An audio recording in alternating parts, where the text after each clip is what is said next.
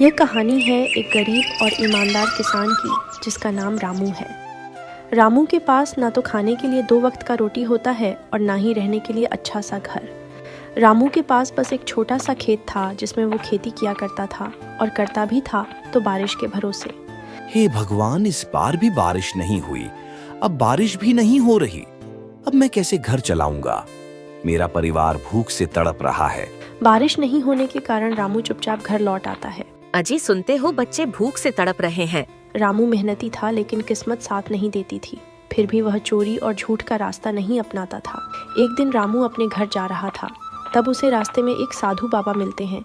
सुनो बालक, क्या तुम मेरी मदद कर सकते हो? हाँ, कहिए, मैं आपकी क्या मदद कर सकता हूँ? अगर मुझसे होने लायक होगा तो मैं जरूर करूँगा। मुझे तुम सिर्फ पानी पिला दो।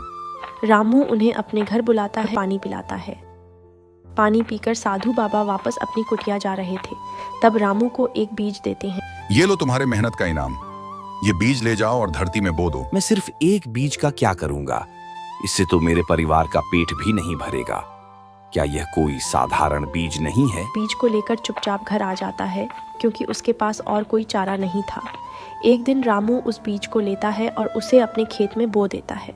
हालांकि रामू को उस बीज पर ज़्यादा भरोसा नहीं था, फिर भी वह ऐसा करता है क्योंकि उसके पास खाने के लिए कुछ भी नहीं था। रामू बीज को बोकर वापस अपने घर चला जाता है। वह बीज लगातार बढ़ते ही जाता है और बढ़ते बढ़ते पेड़ बन जाता है। एक रात रामू के खेत में तेजी सी रोशनी चमकती है और छोटा पौधा विशाल पेड़ बन जाता है। अगले दिन जब रामू अपने खेत में आता है तो सोने का पेड़ देखकर बहुत खुश होता है और खुशी के मारे नाचने लगता है। बीज ने रामू का भाग्य ही बदल दिया। रामू उसके मदद से अपने खाने पीने और रहने के लिए एक अच्छा सा घर बनाता है। रामू की अब हर परेशानियां खत्म हो चुकी थीं। रामू अब अमीर हो चुका था, पर उसका दिल वैसा ही विनम्र था। गांव में वही साधु बाबा फिर से आ जाते हैं। भिक्षाम देही, भिक्षाम देही। और आकर के रामू के घर के पास रुक जाते हैं। थोड़ी देर बाद रामू अपने घर से बाहर आता है।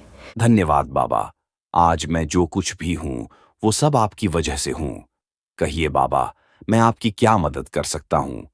नहीं रामू, तुम मेरे वजह से नहीं, बल्कि तुम जो कुछ भी हो अपनी अच्छाई और ईमानदारी की वजह से हो।